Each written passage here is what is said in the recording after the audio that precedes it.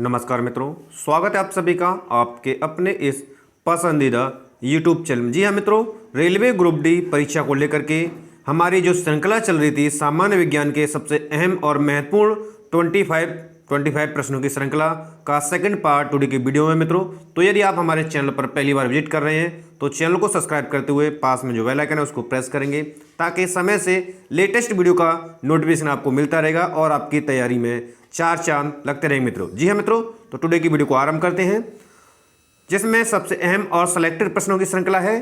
तो प्रथम प्रश्न आपका, पायरोमीटर किसके मापन में प्रयोग किया जाता है। एक एक प्रश्न सिलेक्शन दिलाने वाला है, ऑप्शन को रीड करेंगे और वीडियो को बीच में पॉज करके स्वयं से आंसर लगाने की सही कोशिश आप करेंगे। तो पायरोमीटर किसके मापन में प्रयोग किया जाता है, तो यहाँ से आपको जवाब देना है। तो राइट आंसर हो जाएगा इसका उच्च ताप को, ठीक है, यानी कि पायरोमीटर का प्रयोग किया जाता है उच्च ताप के मापन के लिए। नेक्स्ट प्रश्न आपका, वॉशिंग मशीन का कार्य सिद्धांत है या वॉशिंग मशीन किस सिद्धांत पर कार्य करती है, इस तरह भी प्रश्न बनता है, ठीक है। ऑप्शन को रीड करेंगे, एक एक प्रश्न इंपोर्टेंट है। तो वॉशिंग मशीन का जो कार्य सिद्धांत है या जिस सिद्धांत पर वह कार्य करती है वह अपकेंद्रण है, ठीक है। आंसर आपका यहां से ए करेक्ट हो जाएगा। अगला प्रश्न आपके लिए, लोलक घड़ियां गर्मियों में सुस्त हो जाती हैं क्योंकि, यानी कि जो पेंडुलम वाली घड़ियां होती हैं वो गर्मियों के समय में सुस्त हो जाती हैं, क्या कारण है, ठीक है। ऑप्शन को रीड करना है और सही आंसर आपको लगाना है। वीडियो को बीच में पॉज करके भी आप सही आंसर लगा सकते हैं, ठीक है। तो देखिए, जो लोलक या पेंडुलम वाली जो घड़ियां होती हैं वो गर्मियों में सुस्त इस कारण से हो जाती हैं क्योंकि गर्मियों में जो लोलक होता है या पेंडुलम होता है वो धातु का होता है और उसकी लंबाई बढ़ जाती है, ठीक है। यानी कि आंसर यहाँ से सी आपका करेक्ट हो जाएगा, यानी कि लोलक की लंबाई बढ़ने के कारण गर्मियों में जो है लोलक या पेंडुलम वाली घड़ियां जो हैं सुस्त हो जाती है, ठीक है। अगला प्रश्न आपके लिए, वस्तु की मात्रा बदलने पर अपरिवर्तित रहेगा, यानी वस्तु की मात्रा बदली जाए तो यहां से ऑप्शन में देखना है, आयतन, भार, द्रव्यमान और घनत्व, इनमें से कौन सा अपरिवर्तित रहेगा। एक एक प्रश्न आप सभी के लिए इंपोर्टेंट है, ठीक है। तो यदि वस्तु की मात्रा बदली जाती है तो यहां से जो राइट आंसर है वो घनत्व, यानी कि डी आंसर आपका करेक्ट हो जाएगा। घनत्व जो है अपरिवर्तित रहेगा वस्तु की मात्रा बदलने पर। अगला प्रश्न आपके लिए, कितने डिग्री पर सेंटीग्रेड एवं फारेनहाइट तापक्रम समान रहते हैं। मोस्ट इंपोर्टेंट एक एक प्रश्न है, यानी कितने डिग्री सेंटीग्रेड पर जो तापमान दिए हुए हैं सेंटीग्रेड और फारेनहाइट दोनों समान रहते हैं। तो यहां से आपका राइट आंसर होगा।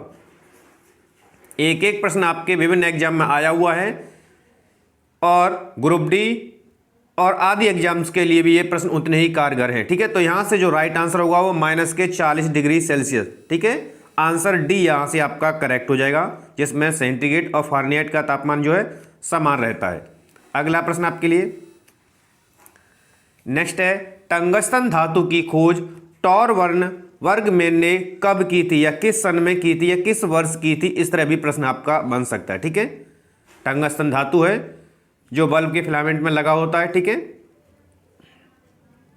तो यहां से जो राइट आंसर है, टॉरवर्न वर्गमैन ने टंगस्टन धातु की जो खोज की थी वो 1781, यानी कि आंसर यहां से बी आपका करेक्ट हो जाएगा। अगला प्रश्न आपके लिए, भारत का प्रथम परमाणु संयंत्र निम्न में से कौन सा है। प्रथम परमाणु संयंत्र इनमें से कौन सा है, ऑप्शन को रीड करना है और सही जवाब देना है आपको। एक एक प्रश्न आप सभी के लिए इंपोर्टेंट है। तो राइट आंसर आपका तारापुर है, यानी कि आंसर सी यहां से करेक्ट हो जाएगा। प्रथम परमाणु संयंत्र कहाँ है, तारापुर में, ठीक है। अगला प्रश्न आपके लिए नेक्स्ट प्रश्न है, सुपर कंप्यूटर के लिए शब्द लंबाई की परास होती है। शब्द लंबाई की परास कितने बिट की होती है, यहां पर बिट में वैल्यू दी गई है, तो यहां से आंसर होगा। तो सुपर कंप्यूटर के लिए पूछा गया है। एक एक प्रश्न इंपोर्टेंट है, तो वीडियो को कंप्लीट देखेंगे तो बेहतर तरीके से आप समझ पाएंगे कि एक एक प्रश्न कितना इंपोर्टेंट है आपके एग्जाम के लिए। तो यहां से जो राइट आंसर है वो ऑप्शन सी हो जाएगा, यानी कि 64 बिट जो है उसकी परास होती है सुपर कंप्यूटर के लिए, ठीक है। अगला प्रश्न आपके लिए, सर सीवी रमन को भौतिकी का नोबेल पुरस्कार प्राप्त हुआ था, या किस वर्ष इन्हें भौतिकी में नोबेल पुरस्कार प्रदान किया गया था। ठीक है, इस तरह भी प्रश्न आपका बन सकता है। ठीक है, तो सीवी रमन को नोबेल पुरस्कार प्राप्त हुआ था भौतिकी में, किस वर्ष? तो यहां से जो राइट आंसर है, हाँ, 1930 में। ठीक है, ऑप्शन बी यहां से करेक्ट हो जाएगा। एक एक प्रश्न याद रखना है, इंपोर्टेंट है। समय मापक विज्ञान है, कौन सी विज्ञान में समय मापक विज्ञान कहलाती है? इस तरह भी प्रश्न बन सकता है, ऑप्शन दिए हुए हैं यहां से।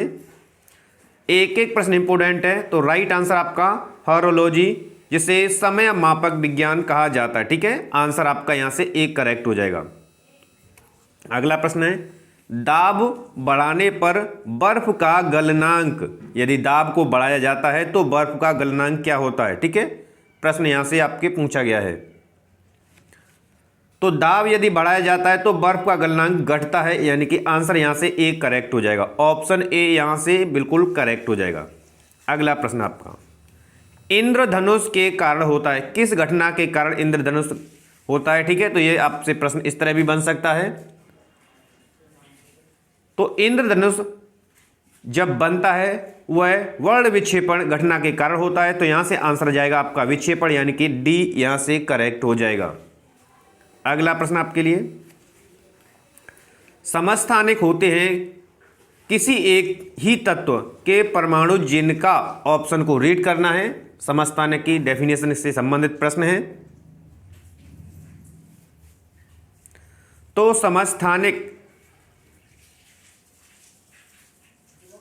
होते हैं एक ही तत्व के परमाणु जिनका, तो यहां से जो राइट आंसर है वो ऑप्शन बी है। ठीक है, यानी कि परमाणु भार भिन्न रहता है इनका, परंतु परमाणु क्रमांक समान रहता है समस्थानिक में। ठीक है, आंसर यहां से बी करेक्ट हो जाएगा। अगला प्रश्न आपके लिए, यूरिया में नाइट्रोजन का प्रतिशत होता है। ठीक है, आपने देखा है खाद जो यूरिया होता है उसमें नाइट्रोजन की मात्रा यानी कितने परसेंटेज वैल्यू होती है। एक एक प्रश्न इंपोर्टेंट है। तो यहां से जो राइट आंसर है कि यूरिया में जो नाइट्रोजन की मात्रा होती है वो 47% होती है, यानी कि आंसर यहां से सी करेक्ट हो जाएगा। अगला प्रश्न, चाय में कौन सा अम्ल होता है, या चाय में कौन सा अम्ल पाया जाता है? इस तरह भी प्रश्न बनता है। तो वीडियो को बीच में पॉज करके सही आंसर आप स्वयं से लगाएंगे। तो यहां से जो राइट आंसर है, यानी कि चाय में जो अम्ल पाया जाता है वह टेनिक अम्ल होता है। आंसर डी आपका करेक्ट हो जाएगा। अगला प्रश्न आपके लिए, जल की अस्थायी कठोरता किसकी उपस्थिति के कारण होती है? यानी जल में जो अस्थायी कठोरता होती है वह किस की उपस्थिति के कारण होती है? ऑप्शन को रीड करना है बेहतर ढंग से और सही आंसर आपको लगाना है। तो देखिए, जल में जो अस्थायी कठोरता होती है वो कैल्शियम और मैग्नीशियम के बाइकार्बोनेट के कारण होती है, यानी कि आंसर यहां से सी आपका करेक्ट हो जाएगा। आंसर यहां से सी बिल्कुल से करेक्ट हो जाएगा। अगला प्रश्न आपके लिए, मानव द्वारा निर्मित प्रथम संश्लिष्ट रेशा था, ऐसा कौन सा रेशा था जो कि मानव के द्वारा संश्लिष्ट किया गया था सबसे पहले? ऑप्शन को रीड करेंगे। एक एक प्रश्न इंपोर्टेंट है मित्रों, तो बिल्कुल से वीडियो को आते ही लाइक शेयर कर देंगे सभी अपने मित्र बंधुओं के साथ जो सभी आरआरबी ग्रुप डी की तैयारी में लगे हुए हैं। तो यहां से राइट आंसर हो जाएगा रेयॉन, यानी कि ऑप्शन बी, मानव के द्वारा प्रथम संश्लिष्ट रेशा जो था वो रेयॉन था। ऑप्शन बी यहां से करेक्ट हो जाएगा। अगला प्रश्न आपके लिए, विकासवाद का सिद्धांत किसने प्रतिपादित किया था? ठीक है, या विकासवादी वैज्ञानिक थे? इस तरह भी प्रश्न बन सकता है। तो विकासवाद का सिद्धांत जो प्रतिपादित किया गया था वो डार्विन के द्वारा दिया गया था, यानी कि आंसर यहां से बी करेक्ट हो जाएगा, चार्ल्स डार्विन। नेक्स्ट प्रश्न आपका, क्विनैन जो मलेरिया के लिए एक प्रमुख औषधि है वह प्राप्त होती है। अब आपको ऑप्शन देखना है। ठीक है, तो यहां से जो राइट आंसर है, एक एक प्रश्न की लैंग्वेज को घुमा करके भी आपसे प्रश्न पूछा जा सकता है। तो राइट आंसर है आवृतबीजी पादप से। ठीक है, आवृतबीजी पादप से प्राप्त होती है क्विनैन, जो कि मलेरिया के लिए एक प्रमुख औषधि है। ठीक है, नेक्स्ट है आपका निम्नलिखित किस फसल में नील हरित शैवाल मुख्यतः जैव उर्वरक के रूप में प्रयोग होते हैं?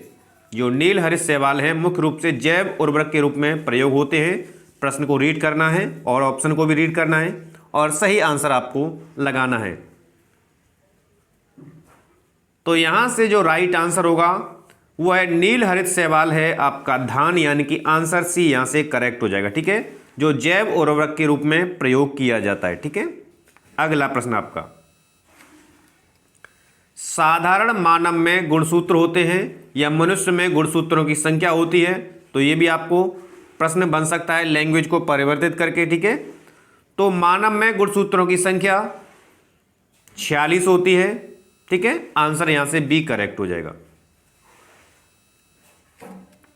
अगला प्रश्न है, मानव में शरीर के निम्नलिखित भागों में से किस एक में शुक्राणु डिंब को निषेचित करता है? ऐसा कौन सा भाग है जिसमें शुक्राणु डिंब को निषेचित करता है, निषेचन की प्रक्रिया होती है? इस तरह भी प्रश्न बन सकता है। ठीक है, तो यहां से जो राइट आंसर होगा, एक एक प्रश्न इंपोर्टेंट है मित्रों, तो राइट आंसर हो जाएगा आपका डिंब वाहिनी नली, यानी कि आंसर आपका बी बिल्कुल से करेक्ट होगा, जहां पर शुक्राणु डिंब को निषेचित करता है। ठीक है,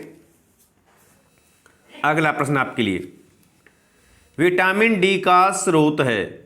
विभिन्न विटामिन से लेकर के भी आपका एक प्रश्न निश्चित रूप से बनता ही बनता है। ठीक है, तो विटामिन डी जो प्रचुर मात्रा में पाई जाती है वो सूर्य के प्रकाश में, यानी कि आंसर यहां से जाएगा बी, सूर्य की किरणों में। ठीक है, अगला प्रश्न आपके लिए, जापानी एन्सेफेलाइटिस का कारक होता है। एक बुखार होता है ये, और ये किस भाग के द्वारा ये फैलता है? इस तरह भी प्रश्न बनता है। ठीक है, जापानी एन्सेफेलाइटिस, तो यहां से जो राइट आंसर होगा तो ये विषाणु के द्वारा फैलता है, या इसका जो वाहक होता है वो विषाणु होता है। आंसर यहां पर जाएगा बी बिल्कुल से करेक्ट। ठीक है, अगला प्रश्न आपके लिए, निम्नलिखित में से कौन सा बर्ड फ्लू विषाणु है? बर्ड फ्लू वाला विषाणु का प्रश्न आपसे बना है, ये पूछा ही जाता है हर बार, एक प्रश्न यहां से बनता ही है। तो यहां से जो राइट आंसर होगा, तो बर्ड फ्लू का जो विषाणु होता है वह होता है H5N1, यानी कि आंसर आपका डी यहां से करेक्ट हो जाएगा। ठीक है, अगला प्रश्न आपके लिए, सुनहरा धान में प्रचुरता में होती है। ठीक है, या प्रचुर मात्रा में पाई जाती है, कौन सी विटामिन? इस तरह भी। ठीक है, क्योंकि विटामिन को लेकर के ऑप्शन दिए हुए हैं, तो जो सुनहरा धान होता है उसमें प्रचुर मात्रा होती है। ठीक है, तो यहां से जो राइट आंसर होगा, तो सुनहरे धान में प्रचुर मात्रा में जो विटामिन पाई जाती है उस विटामिन का नाम है विटामिन ए, यानी कि आंसर आपका ए यहां से करेक्ट हो जाएगा। ठीक है, अगला प्रश्न आपके लिए, निम्न में से कौन सा जीव अपनी त्वचा से सांस लेता है? ऐसा कौन सा जीव है? ऑप्शन में देखना है कि जो अपनी त्वचा से भी सांस लेता है। ठीक है, तो यहां से जो राइट आंसर होगा, वीडियो को बीच में पॉज करके सही आंसर आप लगाएंगे, तो राइट आंसर आपका मेंढक जो है वो त्वचा से भी सांस लेता है और गलफड़ों से भी लेता है। ठीक है, आंसर यहां से सी होगा। अगला प्रश्न, प्रयोगशाला में सर्वप्रथम डीएनए का संश्लेषण किया था। वैज्ञानिकों के नाम दिए गए हैं, तो डीएनए का सबसे पहले संश्लेषण किस वैज्ञानिक के द्वारा किया गया था? इस तरह भी प्रश्न बन सकता है। ठीक है, तो यहां से राइट आंसर होगा तो डॉक्टर हरगोविंद खुराना, यानी कि आंसर बी यहां से करेक्ट हो जाएगा, खुराना ने। अगला प्रश्न आपका, लज्जा की लेखिका कौन है? एक एक प्रश्न इंपोर्टेंट है, विभिन्न पुस्तकों का निचोड़ करके ये आपके एक एक प्रश्न तैयार किए गए हैं। तो लज्जा की जो लेखिका है वो आपसे पूछी गई है, तो यहां से आपका राइट आंसर होगा तस्लीमा नसरीन, यानी कि आंसर डी यहां से करेक्ट हो जाएगा, जिनके द्वारा लज्जा लिखी गई थी। ठीक है, अगला प्रश्न आपके लिए, नेक्स्ट है आपका, धनराज पिल्ले किस खेल से संबंधित है? एक खेल को लेकर के कप आदि से बनता ही बनता है, तो धनराज जो पिल्ले हैं वो किस खेल से संबंध रखते हैं? इस तरह भी प्रश्न बन सकता है। ठीक है, तो धनराज पिल्ले का जो खेल है या किस खेल से संबंध रखते हैं वह हॉकी है। आंसर यहां से आपका ए हो जाएगा। तो ये था मित्रों टुडे के वीडियो के सबसे अहम और सिलेक्टेड मोस्ट इंपोर्टेंट प्रश्नों की श्रृंखला का सीरीज 2। आशा करते हैं प्रश्नों की श्रृंखला आपको पसंद आई होगी। श्रृंखला पसंद आई है तो वीडियो को मोर देन लाइक और शेयर करेंगे, और अभी तक चैनल को सब्सक्राइब नहीं किया है तो चैनल को सब्सक्राइब कर लीजिए और पास में बेल आइकन उसको प्रेस कर लीजिए ताकि आपका बेहतर रिवीजन और तैयारी चलती रहेगी मित्रों। धन्यवाद।